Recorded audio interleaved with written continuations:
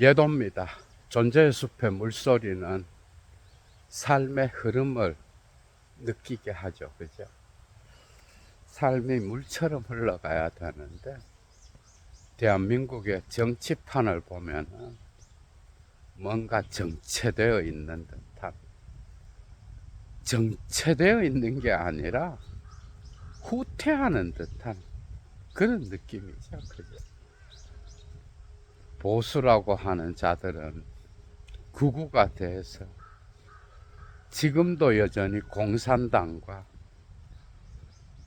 부동산 가격을 팔면서 국민을 위협하고, 그죠? 0.3에서 0.5% 오른 걸 갖고, 전세난이 어떻고, 월세로 전부 다 돌려서 서민들 다 죽는다 하고, 개지랄을 떨고, 이쪽 진보라는 새끼들은 과거에 사로잡혀서, 그죠? 노무현을 팔지 않으면 장사를 하지 못하는, 그리고 당 대표라는 놈이 뉴스 공장에 나가서 질질 짜고, 그리고 얼마 전에 또 김병주 의원이 또 눈물을 흘리면서, 그죠? 자기 자신의 업적을 좀 알아달라는 듯. 최고회의에서 눈물을 흘릴 수 있는 이런 용기. 최민희는 또 MBC랑 붙어갖고, 그죠? 나중에 보니까 자기 딸 결혼식을 국감 때 딱 해갖고 온갖 화환을 받고, 거기에 또 억울하다고 눈물을 질질 짜고, 이런 문화, 그죠? 이런 이데올로기적 장, 이런 건 도대체 어디에서 나올까? 과거에 정체되어 있으면서 미래를 향하여 나가지 못하는 무능력한 새끼들, 그죠? 이데올로기적 장. 초기 비트겐슈타인이 논리철학 논거에서 철학은 말할 수 있는 것과 말할 수 없는 것의 경계를 정하는 것이다. 1960년대 알티세르는 부흐막스, 마르크스를 위하여 해서 초기 작품부터, 그죠? 철학은 시영스, 과학과 이데올로기, 이데올로기의 경계를 정하는 거다. 그러니까 철학은 이데올로기를 드러내면서 과학의 자리가 무엇인지, 그죠? 그걸 밝히는. 철학은 그래서 무의 자리에 있어야 된다.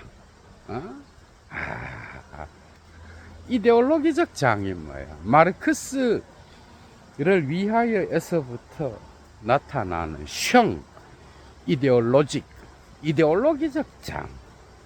대한민국 정치에서의 이데올로기적 장은 자본주의죠.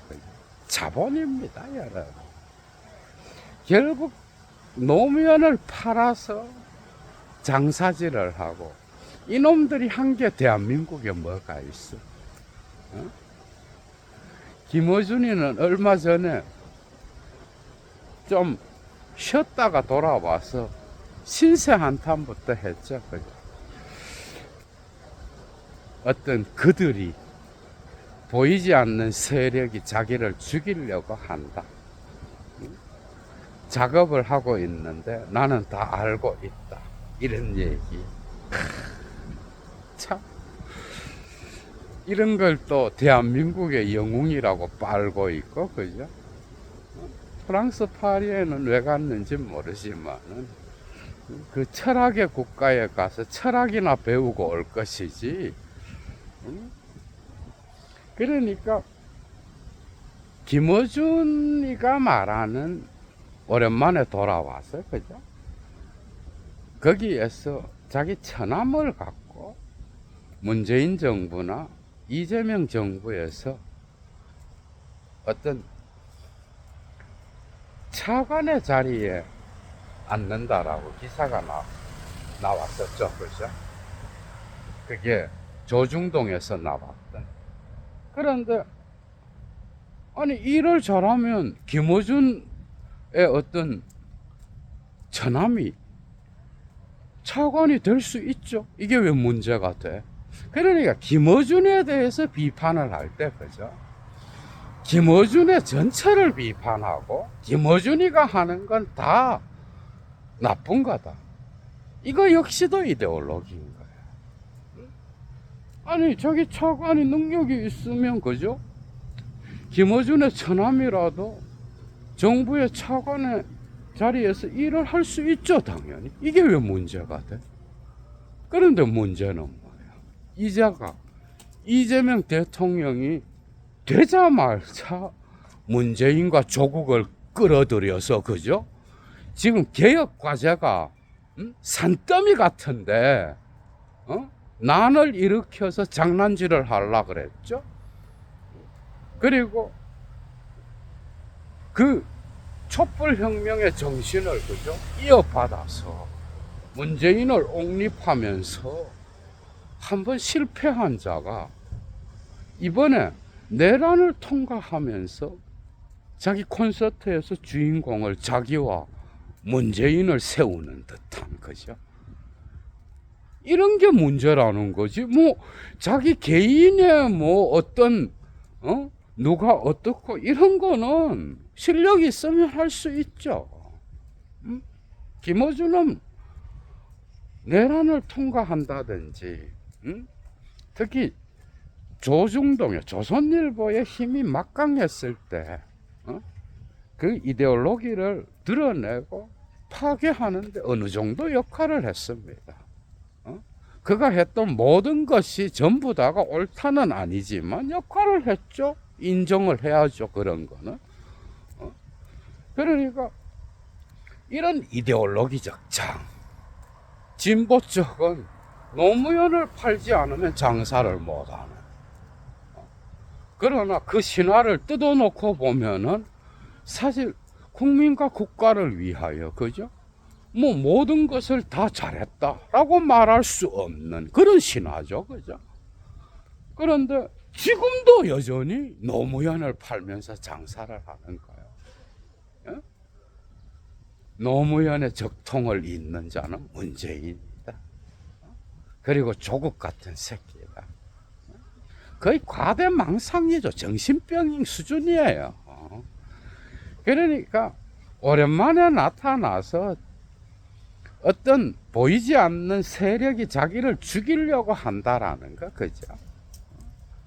그리고 이자의 어떤 그 진보 진영의 큰 그림을 그리는 그 방식, 그죠?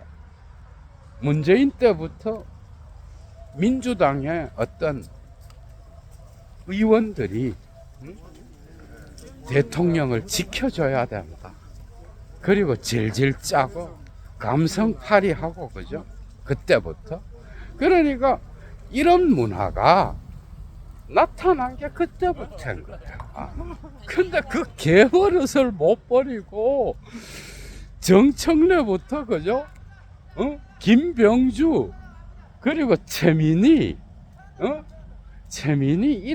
이런 수준의 인간들이 민주당 어떤 그 의원들 가운데 주도적인 역할을 한 소새끼가 웃을 일입니다.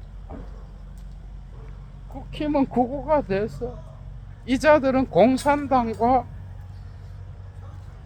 부동산 가격을 팔아야 장사를 할 수 있는 이런 집단이, 이자들이 뭘 한 게 뭐가 있어? 그래도 민주진영적이 좀 나은 수준이에요. 내란을 일으키지를 않나. 그죠? 지금도 사법부의 내란은 계속되고 있죠. 그죠? 한덕수와 김성재 전 법무부 장관이 내란 회의에 참석한 게 CCTV에서 나와도 뭐 구속영장을 기각하고, 그리고 이 법조 카르텔이 그죠? 대한민국 질서에서 얼마나 썩었는지. 그러나 사실 이 대한민국의 법조계 그죠? 내가 판사다, 내가 법원장이다, 내가 검사다 라고 하는 이런 법조의 권위의식을 만든 게 국민이에요, 여러분. 국민. 응? 예도가 어렸을 때도 그랬어. 법 공부해서 떵떵거리면서 살아라. 이 부모들, 어머니들의 자식 교육이 항상 있었죠. 그래서 이 이데올로기의 장을 보면은 전체 국민이 만듭니다. 이런 엘리트주의를. 그런데 이 엘리트주의를 대변하는 새끼들이 얼마나 멍청하고,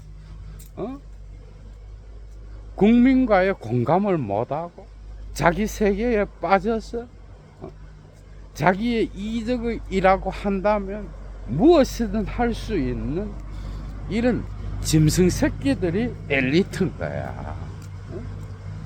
내란을 통과하면서 봤잖아, 그죠? 지금 조희대, 이 자는 뭘 믿고 이렇게 까불어대는지 모르겠지만은 이 법조 카르텔이 작용할 수 있게끔 만든 게 대한민국 국민이요, 언론이요, 기자들이라는 거야. 크게 보면은. 그리고 법이라고 하는 거, 대한민국의 자본주의 사회가 법실중주의 국가가 되는 데에 역할을 한 게 국힘만이 아니에요. 민주당 역시도 큰 역할을 했어. 법 공부를 한다는 건 철학적으로 볼 때 정말 꼴통 수준의 보수주의자라는 의미거든. 사람들이 이런 부분을 잘 몰라. 법 공부를 했다 그러면 대한민국 전체를 이끌어갈 수 있는 지도자급에 들어간다 이래 생각하잖아. 법조인 만큼 보수주의적 사고를 가진 새끼들이 없다는 거예요. 그러니까 그가 판사든 검사든 변호사든 그죠? 이 모든 법조인들은 기본적으로 보수주의자야. 그리고 대한민국 상위 10% 그리고 부르주아들 상위 30%를 대변하는 당들이에요, 전부 다가. 예도가 볼 땐 그래. 그 이데올로기 장에 갇혀서 어떤 법실중주의 사회를 만드는데 민주당 역시도 엄청난 기여를 한 거야. 이재명 대통령이 되면서 이게 이제 미래 사회로 갈 수 있는 그런 길이 열린 거지. 국민을 위하여 일하는 사람이 지금 누구예요? 정청래를 비롯한 눈물이나 질질 흘리고 그죠? 당 대표라는 새끼가 최민희 자기 딸 결혼식을 국회에서 하면서 온갖 화환을 받고 뭐가 억울해서 눈물을 흘리고 김병주 참 이런 감성팔이 그죠? 그래서 맞다 이러고 이 새끼들이 기득권자지. 국민을 위하여 일하는 게 뭐가 있어? 겨우 한다는 게 노통 팔고 문재인이는 이제 팔아도 잘 안 되니까 못 팔겠지. 정신병자인 김어준 정도가 계속 팔아대겠죠. 그러니까 이런 과거에 잡히는 이데올로기 그죠? 지금 세계 국제 정세는 어떻게 가고 과학기술 문명이 어떤 변화를 겪고 있으며 그리고 세계 속의 대한민국은 어떤 준비를 해야 되는지 이런 미래적인 창조적인 이런 정치가 사라졌다 이거야. 그런데 이재명 대통령이 일을 하려 그러면 발목을 잡고 사고를 친다는 거야, 이 새끼들이. 아, 정말 코미디죠, 그죠? 어? 이재명 시대가 되자마자 문재인을 끌고 오는 미친 새끼. 요즘 민주당이 대통령을 도와야 된다, 뭐 이런 말도 하고, 최욱이 이게 눈치가 좀 있는 것 같아. 최욱. 응? 그러니까 다 민주당하고 조국당 의원들이 지정치 하느라고, 그죠? 몇 개월 해보니까 안 통하거든. 지금 그래 된 거예요. 그러니까 매불쇼에서 민주당과 이 진보 쪽 의원들은 대통령을 도와야 된다, 이제 이런 발언도 하고 철이 좀 든 것 같아. 박은정, 최강욱 이런 새끼들 나올 때는 뭔가 조국당을 옹호하는 듯한, 그죠? 그런 채널처럼 보일 때도 있었잖아. 그러니까 뭔가 철이 든 거지. 그게 얘도는 한 2, 3개월 전부터 비판하면서 말했던 게 이제 다 해보고 나서 안 되거든. 그러니까 저 집단이, 그죠? 그러니까 법조계의 새끼들은 기본적으로 보수적이다, 꼴통이다 이거야. 기본적으로 사고가 보수적이고, 그리고 극우적입니다. 그러니까 법조계의 한 7, 80% 그가 변호사든 검사든 판사든 보수라고 하면 딱 거기에 대한 평가는 끝난다고 해도 과언이 아니야. 7, 80%가 제도가 볼 땐 거의 국어 수준이에요. 이 새끼들이 법만 공부했지 역사를 알아, 철학을 공부해, 문학을 공부해, 과학을 공부해. 그러니까 딱 거기에 갇혀서, 그죠?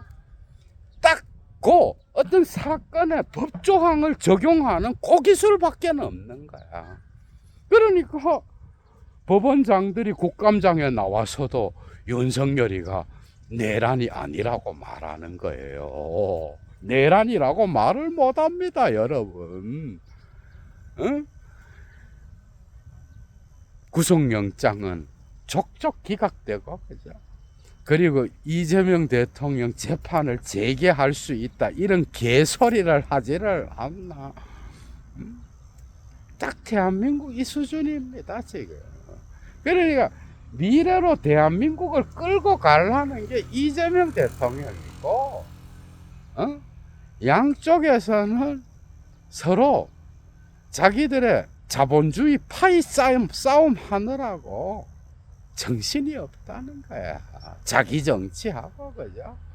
뭐 해볼 게 안 되거든. 뭔가 좀 철이 들라나 그건 모르겠어. 민주당의 이 감성팔이 전통, 그죠? 아이고, 얼마나 배부르면, 여러분 생각해봐, 얼마나 먹고 살기가 좋으면 저렇게 눈물 하나로 모든 것을 얻을 수 있다라고 생각하겠어. 대한민국 정치가 발전하려면요, 뽑아주고 거리두기를 해야 됩니다. 정치인 새끼들을 비판할 수 있어야 돼요. 국힘 때문에 구구가 무서워서 무조건 민주당 의원이면 다 잘한다 박수 칠 때가 아니라고. 이런 문화를 만든, 이런 이데올로기적 장을 만든 뉴스공장의 김어준 같은 이런 놈들, 그죠? 그러니까 정치인들을 빨도록 만드는 모든 그 입은 의심해야 돼요. 거리두기를 통하여 비판해야, 그죠? 정치인들이 정신 차립니다. 예도가 볼 때 민주당 역시 상위 10%에서 30%, 많으면 40%, 나머지 5, 60%의 국민을 위하여 정치하지 않습니다, 여러분. 이 새끼들이. 어? 노무현을 파는 수준, 어? 노통이 그렇게 가르쳤나? 그러니까 지금도 여전히 감성팔이 하고요. 그 자리에 자기 밥그릇, 자기 정치, 자기의 권력 유지 이런 데 관심 있지 국민들의 삶을 걱정한다. 속아 웃을 일이라는 거야, 여러분. 정말 똥과 오줌을 잘 구분해야 될 때입니다. 얼마나 살기가 좋고 배부르면 조금만 먼 일 있으면 질질 짜고, 그죠? 나머지 60%의 국민의 삶을 위하여 정치를 하는 이재명 대통령, 그죠? 그리고 이재명과 더불어 대한민국을 새롭게 하려고 애쓰는 그런 분들이지. 이 새끼들이 지금까지 한 게 뭐가 있어? 노통을 판 놈들이 지금까지 대한민국에 해놓은 게 뭐가 있냐고. 창조적으로 국민을 위하여.